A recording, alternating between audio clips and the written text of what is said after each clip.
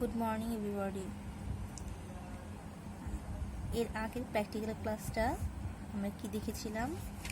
আগের প্র্যাকটিক্যাল ক্লাসে আমরা দেখেছিলাম সেন্টিগ্রেড স্কেলের তাপমাত্রাকে ফারেনহাইট স্কেলের তাপমাত্রায় রূপান্তর, তাই না? আজ আমরা কি দেখব? তার পরবর্তী প্র্যাকটিক্যালটা দেখব। তার পরবর্তী প্র্যাকটিক্যালটা কি? তার পরবর্তী প্র্যাকটিক্যালটা ছিল 3টি সংখ্যার মধ্যে বড় সংখ্যা নির্ণয়ের জন্য একটি প্রোগ্রাম রচনা করতে হবে। কি করতে হবে? 3টি সংখ্যার মধ্যে বড় সংখ্যাটি নির্ণয় করতে হবে, তাই না?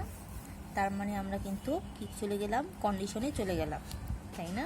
নর্মাল প্রোগ্রাম থেকে কন্ডিশনাল প্রোগ্রামে চলে গেলাম। তার মানে ইফ এলস ব্যবহার আমাদের এখানে করতে হবে, কারণ এখানে কি আছে? শর্ত থাকবে।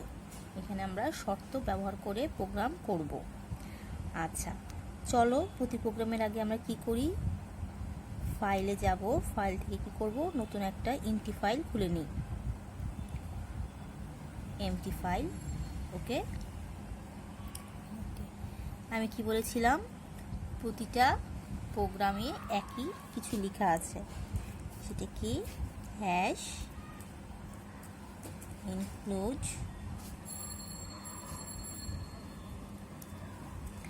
stdio.h,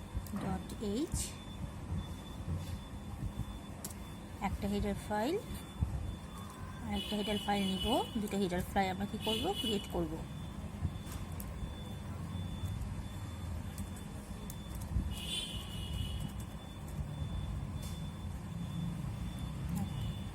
দুটো হেডার ফাইল কি হয়েছে? ক্রিয়েট করা হয়ে গিয়েছে, ওকে।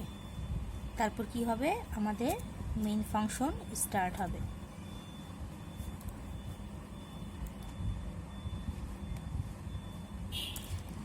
Second bracket complete. এক্সিস্ট করব কি দিয়ে? গেট ch দিয়ে।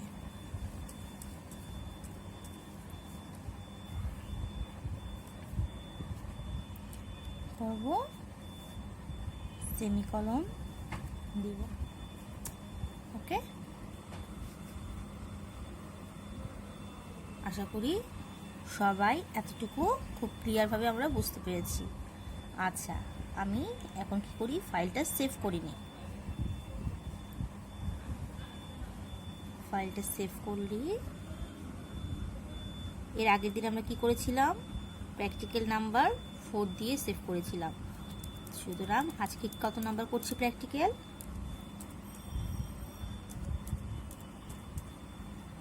আজকে আমরা প্র্যাকটিক্যাল 5, তাই না? সেভ করি, ওকে, কমপ্লিট। আচ্ছা, এই প্রোগ্রামটা করার আগে আমরা একটা কিছু কথা বলে নিই। এর আগে তোমরা কি অ্যালগরিদম দেখেছিলে? 3টি সংখ্যার মধ্যে কি করেছো? 3টি সংখ্যার মধ্যে বড় সংখ্যাটি বের করার অ্যালগরিদমটা আমরা কোত্থেকে দেখেছি? বই থেকে দেখেছি, লেকচার বই থেকে, তাই না?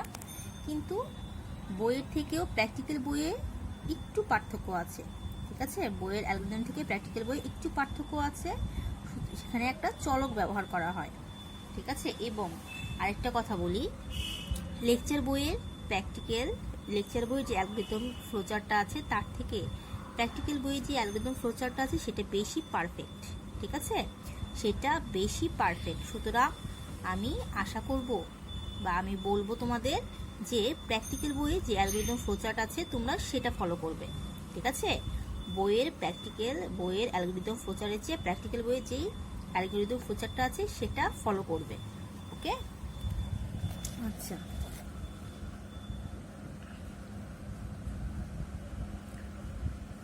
স্টার্ট করি, চলো। যেহেতু একটু ডিফারেন্স আমি বলেছিলাম না যে একটু ডিফারেন্স, সুতরাং আমি কি করব?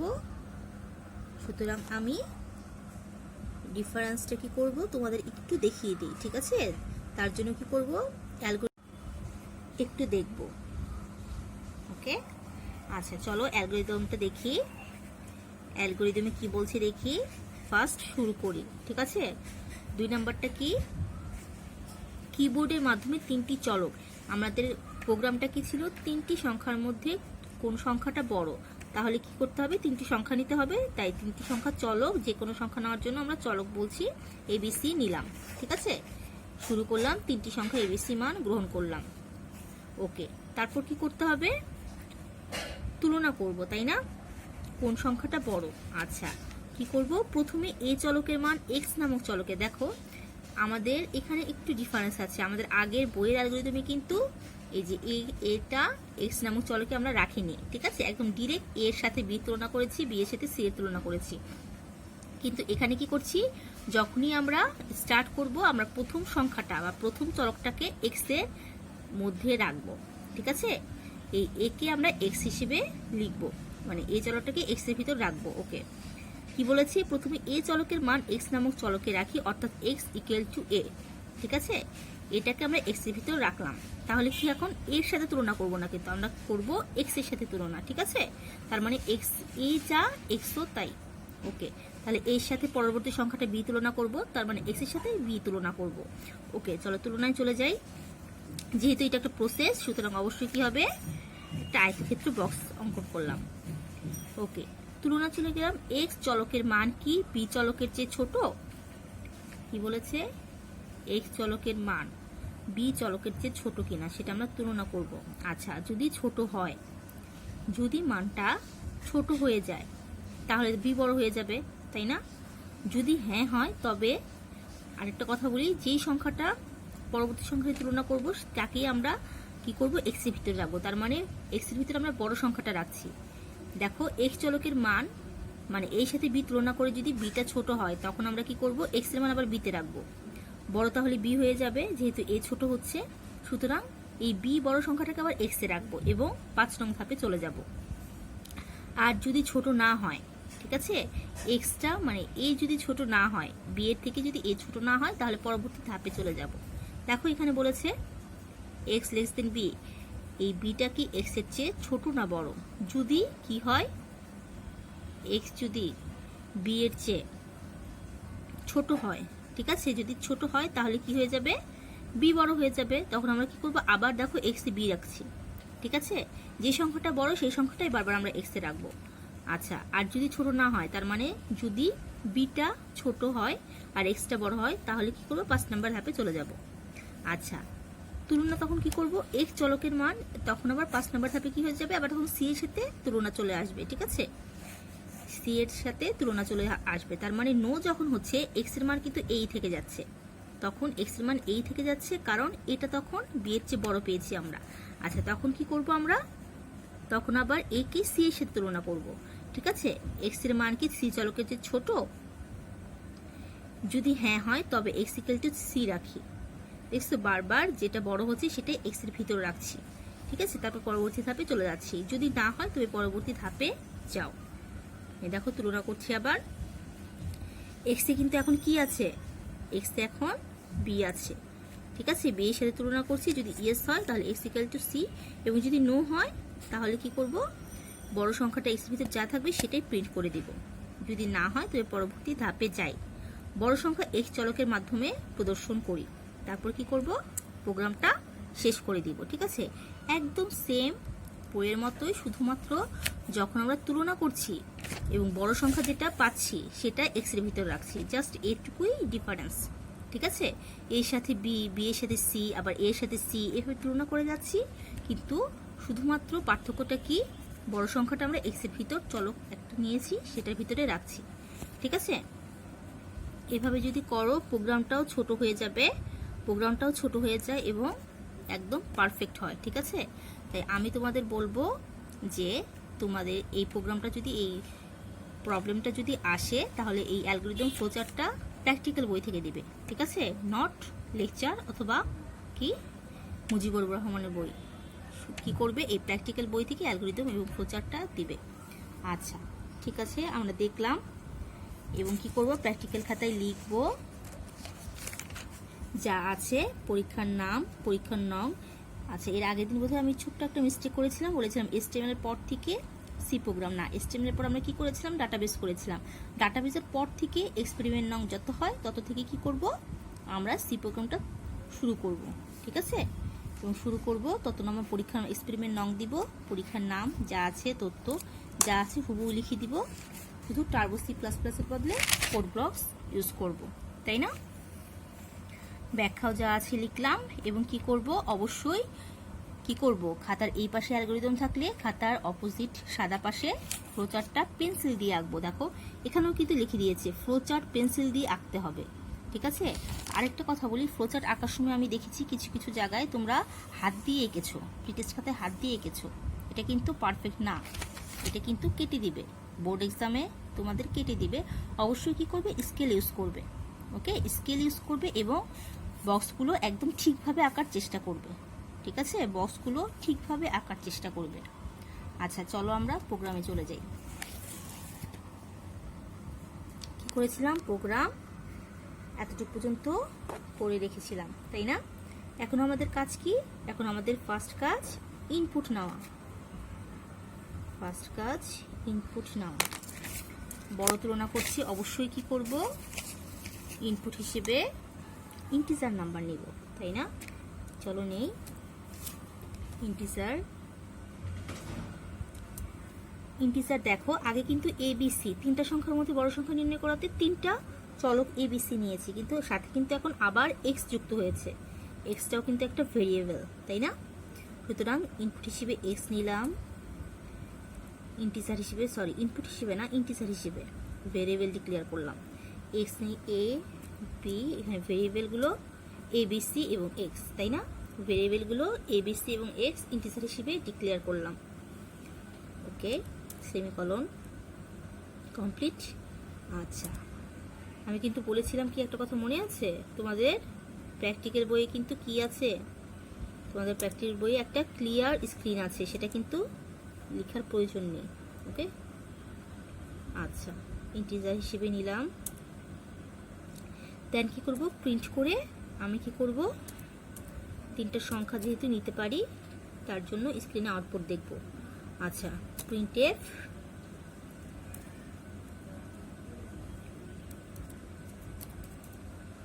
enter 3 numbers, ওকে? enters 3 numbers, এন্টার করব স্ক্রিন আউটপুট দেখার জন্য এবং সেমিকলন দিলাম। পরবর্তী ধাপে ইনপুট নিব, তাই না? ABC ইনপুট নেওয়ার জন্য scanf ব্র্যাকেট সেমিকলন, সেমিকলন কি তিনটা, তাই না? ABC তিনটা সংখ্যা, তাই আমাদের কি করব, ইন্টিজার যেহেতু, ইন্টিজারে কিভাবে লিখে, পার্সেন্টেজ ডি দিয়ে ইন্টিজার ইনপুট নেয়, তাই না? আর যদি ফ্লট হতো তাহলে কি করতাম, পার্সেন্টেজ F লিখতাম। আমরা ইন্টিজার হিসেবে তিনটা নাম্বার দেখব। আচ্ছা কমপ্লিট। আচ্ছা ইনপুট নিব, ampersand A comma ampersand B comma ampersand C।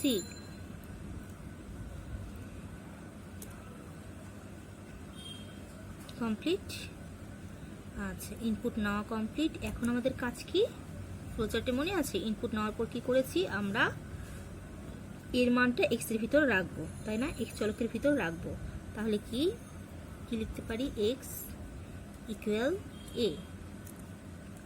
আচ্ছা রাখার পর কি করব, প্রথমের কাজ হচ্ছে আমাদের এর মানটা x এর ভিতর রাখার পর এবার x এর সাথে আমরা কি করব, b c এগুলো কি করব, তুলনা করব।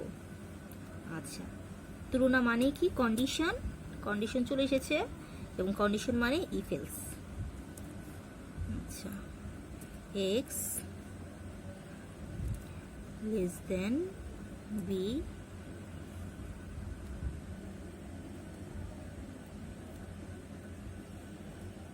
সেমিকলন, তুলনা করলাম এবং আবার কি করব, তুলনা করার পর x এর মানটা আবার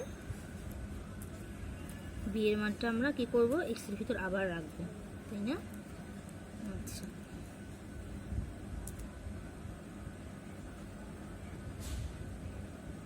এটা কিন্তু দুইটা কন্ডিশন, তাই না? দুইটা কন্ডিশন, একবার এর সাথে তুলনা করছি, আবার সি এর সাথে তুলনা করছি। আচ্ছা,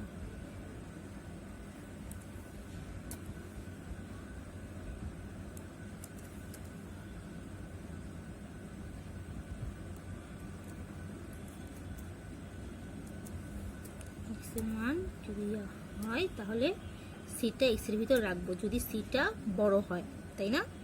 আচ্ছা, তাহলে কি লাস্ট পর্যন্ত কিন্তু আমরা দেখছি যে যেটা বড় সংখ্যা সেটাই কিন্তু অটোমেটিক কি হচ্ছে এক্স এর ভিতর থাকছে, তাই না? বড় সংখ্যাটা এক্স এর ভিতর থাকছে। সুতরাং লার্জেস্ট সংখ্যা আমরা কি প্রিন্ট করতে পারি? আমাদের প্রিন্ট করতে হবে না লার্জেস্ট সংখ্যা। লার্জেস্ট সংখ্যা আমরা প্রিন্ট করতে পারি, লার্জেস্ট নাম্বার হচ্ছে বলতেই পারি এক্স, তাই না? লিখি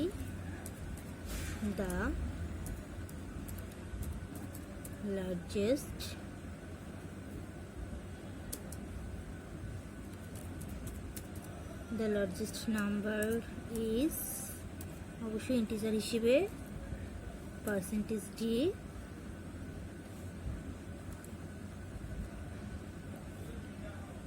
কমা এক্স।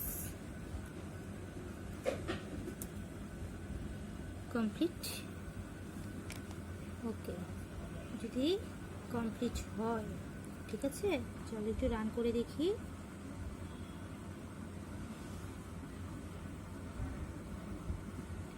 ইন্টার 3 নাম্বারস, তাই না? 3 নাম্বারস প্রিন্ট করি। 8 space 9, largest number is 9। Okay, 7 8 9, largest number is 9। বুঝতে পারছি তাহলে। আশা করি প্রোগ্রামটা ভালোভাবে কি করবে, প্র্যাকটিস করে তোমরা করার চেষ্টা করবে এবং তার ইমেজটা আমাকে দেখাবে, খাতার ইমেজ, ঠিক আছে? তোমরা কিন্তু আউটপুট মানে কম্পিউটারে করে সেই ছবি দিবে না, তোমরা কি করবে খাতায় লিখে কমপ্লিট করে কি করবে আমাকে ইমেজ আকারে দেখাবে। ওকে, আশা করি এটা বুঝতে পেরেছো। এমন করেই কি করবে চেষ্টা করবে, ছোট মানে লার্জেস্ট সংখ্যা আমি দেখিয়েছি, তোমরা কি করবে স্মলেস্টটা এভাবে মানে চলক ইউজ করে করার চেষ্টা করবে। ওকে, চলক ইউজ করে যে করবে সেটা খাতায় লেখার দরকার নেই, ঠিক আছে? আগে আমাকে প্রোগ্রামটা দেখাবে, ঠিক আছে? আজ তাহলে এ পর্যন্তই, সবাইকে ধন্যবাদ জানিয়ে শেষ করছি।